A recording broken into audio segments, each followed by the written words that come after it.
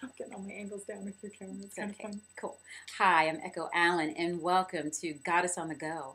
I am here with sexy mom expert, entrepreneur, fabulous goddess woman, Allana Pratt. How are you? We were just asking, why are they always doing these wonderful, what are they, reality TV shows where they have women who are... Play up the drama, which is what we're all about eliminating, but it just doesn't sell on prime time. I know, but why don't they make shows about us? Beautiful, smart, sassy women who are philanthropic, making a difference in the world. Because they're like, oh my God. But that's what we want. We want those marriages to work, the families to work, the sisterhood to work. So that's why we're online. Yes, we are. So we chose you as one of our goddesses on the go because we feel that you are one of the women out there that are building your empire, doing your company, taking care of your son, being a beautiful woman who's doing this feminine work. How do you do it? Well, we have the camera on puzzles in the living room for you. We have to pop it up, people. We have pop to it up on the puzzles. So we just make it work with what we've got. How do I do it? I do things in the morning, like you can't wake mommy up until 7:00 because mommy's searching for patience and kindness. And if you don't... Patience and kindness. Nice. So it's a way of having boundaries that doesn't say, don't come into mommy's room, like it's punishment. It's a way of it being like an adventure for him, where, you know, mommy's searching for something, like sleep or journaling or meditating or whatever it is I'm doing. But then he comes in, he goes, Mommy, have you found your patience and kindness? And he's so excited, and then I get to snuggle him, and we read a book, and we get ready, and it's like those little ways that you need to switch the conversation to make sure you take care of yourself, but inspire your environment around you to support you. Yes. And so that's how I've started to do it. Now, how old is your son? He is 6.5. He's 6.5. My God, the last time I saw him, he was little. I know. He's like up to here now. His name is Gabriel. We can spell his name. Yeah. Did you ever think when you became a wife and a mom that your life would look like this? I mean, no, because I'm a single mom. Yeah, no. I'm a single motherless mom. No, did not sign up for this one.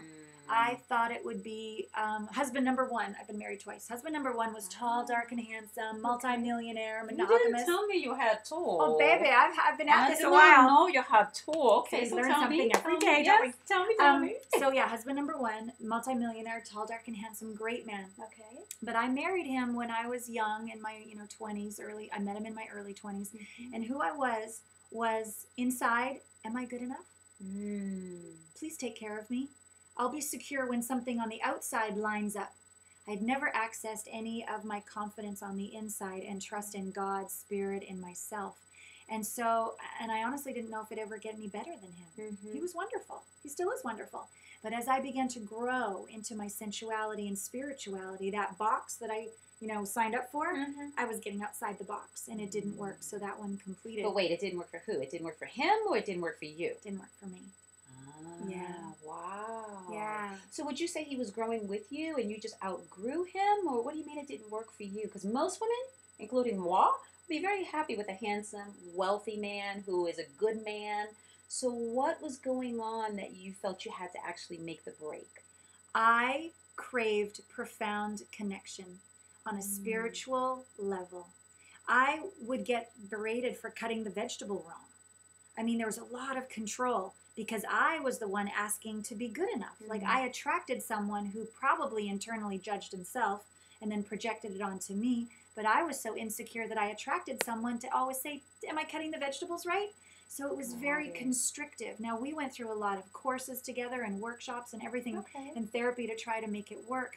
And after I left, he then noticed, as he was dating some other people, he goes, you never know. You say thank you to the people that bring our bags and the hotel chairman. You say hello to and make sure that the cleaning lady is loved, not just, the owner of the restaurant. And he goes, I didn't notice that about you before. Wow. So he did, in the end, honor me. Nice. And said, do you want to try it again at some point? And I said, we're already separated. We're almost divorced. Is this what it's going to take every time a challenge comes? Right. Because, yes, everybody has challenges and everybody grows, but what I'm looking for is someone who gets that, Totally. and is proactively growing, and it doesn't take this much drama Right. in order to get some movement. Right. And the so, big bang to happen right. in the relationship. So I don't hold any grudges. I think he's a great guy, but I'm looking for someone who knows there's going to be challenges, but is up for it. Someone who compliments me better. But it's not his fault. I was totally insecure. Okay. I was totally Good insecure. for you. You know, this is what I love about you. You're authentic. You're real. You're to the point, and you're not afraid to just tell the truth. No, It's a beautiful I thing. loved the big ring. Yeah. I loved it. I'm sure I would have loved it too, girl. I loved the big house, and I loved all of that, and the trips. I mean, of course, I love beauty. Yes. I love beauty. And what I've learned... But not at the expense of your happiness. Or my authenticity, my integrity, my Yes. values, my expansion as a woman on the planet. Because if I'm here to serve as a vessel, and this vessel is getting scrunched down, I'm not doing my soul a service. That's right. It's Or the planet, for that matter. Thank you. Yeah. Yeah. That's beautiful. Thank So, husband number 2? As we go, door number 1, door number 2. Also very charismatic, great guy. Met him in a bar. He sent over an oyster. The gentleman would like to buy you an oyster. I'm like, ooh, aphrodisiac. Oh, I like that. Yeah, he was traveling the world at the time, and so yeah, we got together. But I was, my mother was dying, and I was in that give everything I had to her mode. You know, every night on the phone with affirmations. She had cancer and all of this, and so I attracted him very depleted, in that overly giving mode. So he wanted someone who would overly give to him.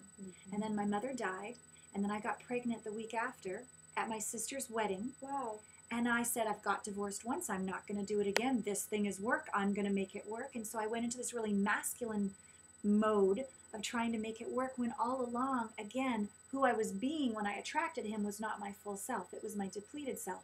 So I was giving him my energy, my love, my attention, my money, all these things, which was great, until I said, actually, I'd like that back, and I'd like to give it to me and our son.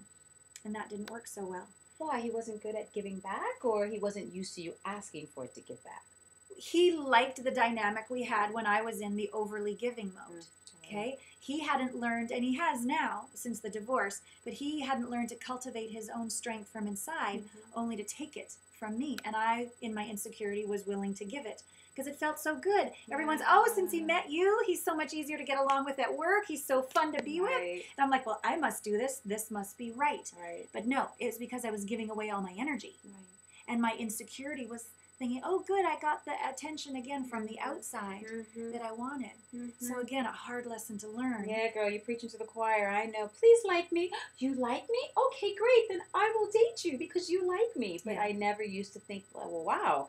Well, what is this person bringing to the table for me? I'm just giving. And I think we as women do that a lot. We give so much just because that is our inherent nature, is to give. We love to do that. We just need to keep giving to ourselves. Yes. So the balance is there. Yes. And then instead of that decision-making coming from our head, sink it down into our heart and even lower into our pelvis and live from here. Do sensual practices to live from here, because this is where the discernment, the intuition, the right, capital R, not like right or wrong, but like aligned with our soul right decision comes from as women, where we remember, that doesn't feel right.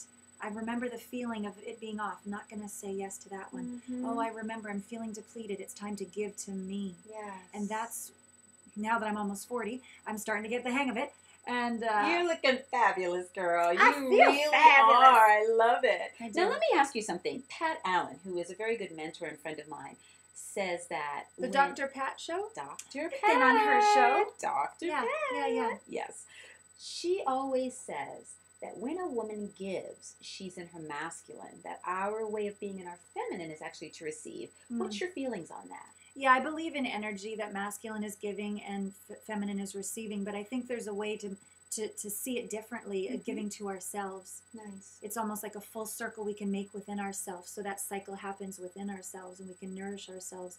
But because you can't just sit here and expect everyone just to serve you all the time. That's right. It doesn't happen. And then we get to be a victim that, well, they didn't call or I didn't, that doesn't serve us either. So yes, give and receive. I agree with Dr. Pat, but I would also invite the listeners to recognize giving to ourselves is not to be, we didn't lose. We didn't give up. We don't have to just well, fine, I'll get myself flowers. Right. No, there's a yeah. I'm depressed. It's Friday. I'm going to buy myself some flowers. Right. But really, really giving to ourselves as an act of self-love, and savoring with gratitude. I get to give to myself right now. I get to love myself right now. Awesome. And it's not because someone else didn't. It's because I love myself. I get to. Well, we're going to love ourselves some more in just one more minute. We'll be right back with Allana Pratt.